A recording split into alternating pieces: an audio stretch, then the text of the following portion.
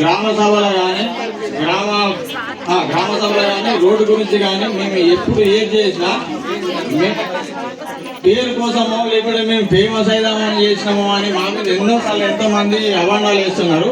మేము పేరు కోసమో పేపర్లు చూడడానికో లేకపోతే యూట్యూబ్లో పెట్టుకోవడానికో వాట్సాప్లో పెట్టుకోవడానికో చేస్తలేమమ్మా. మాకు రోడ్డు ఖరాబ్ అయింది. అది ఇక్కడ ఈ మన గ్రామ పంచాయతీ ఉన్న నాయకులకు సర్పంచ్లకు అందరి అధికారులతో పాటు మండల స్థాయిలో ఉన్న ప్రతి ఒక్క అధికారికి కూడా ఆ రోడ్డు ప్రాబ్లం ఏందో అందరికీ తెలుసు. అయినా ఇప్పటి వరకు 2-2.5 సంవత్సరాల నుంచి రోడ్డు అట్లా ఖరాబ్ అయితే ఎవరు పట్టించుకోలేదు. దానికోసం మేము కొట్లాడుతున్నాం.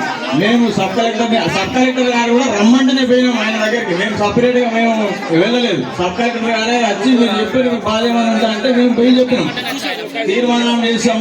మేము ఏమన్నా గ్రామ సర్పంచ్ ద్వారా మాట్లాడాలి, గ్రామ సర్పంచ్ని ముందేసుకొని తిరగాలంటే సార్ మీకు ఒకటే అడుగుతాను, బాడీ మీటింగ్లు ఇప్పటి వరకు ఎన్నైనాయి? గ్రామ సభ మొట్టమొదటి గ్రామ సభ రద్దయిందా, రద్దు కాలేదా?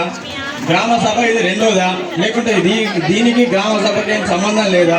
ఇప్పటి వరకు బాడీ మీటింగ్లలో చేసిన తీర్మానాలు మీ దృష్టికి ఎన్ని వచ్చినాయి? ఇప్పుడు మేము ఏదో ఒక పని కోసం చేసినాం, సరే ఫలానా జాగాలో ఒక రోడ్డు కావాలనో, ఒక నీళ్ళ సమస్య, ఒక బోరు కావాలనో ఒక తీర్మానం చేసినాం. ఆ తీర్మానం మీ దాకా వచ్చిందా? తీర్మానం మీ దాకా రాంది.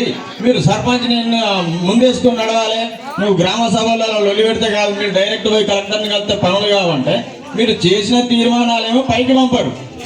మళ్ళీ సర్పంచ్ తోటి అయితే పనులు, గ్రామ వార్డు మెంబర్లతో అయితే అంటే ఇక 2.5 సంవత్సరాలు అయితే అంత కొత్త ప్రభుత్వం ఏర్పడి మీకు ఎవరికి కనబడతలేదా? సరే మేము అడిగినాం, మేము ఎక్కడికి పోవాలని అక్కడికి పోతాను, మా వంతు మేము చేస్తాం, అంతేగాని మేము గొడవ కాదు. ఇప్పుడు గ్రామ సభలో మొట్టమొదటి గ్రామ సభలో నేను క్వశ్చన్ అడిగాను, మేడం మన గ్రామ పంచాయతీకి ఎన్ని నిధులు వచ్చినాయి ఇప్పటి వరకు? మీరు ప్రమాణ స్వీకారం చేసినప్పటి నుంచి ఈ రోజు వరకు ఎన్ని నిధులు వచ్చినాయి, ఎన్ని ఖర్చు పెట్టిండ్లు, ఎన్ని మిగిలి ఉన్నాయి, ఈ మిగిలిన డబ్బులతో ఏం చేద్దాం అనుకుంటాను అన్నది ఒకటి క్లారిటీ చెప్పండి. అంటే బిల్లులు లేవు, ఖర్చు పెట్టిన దానికి లెక్క లేదు అని చెప్పి గ్రామ సభ రద్దు అయింది.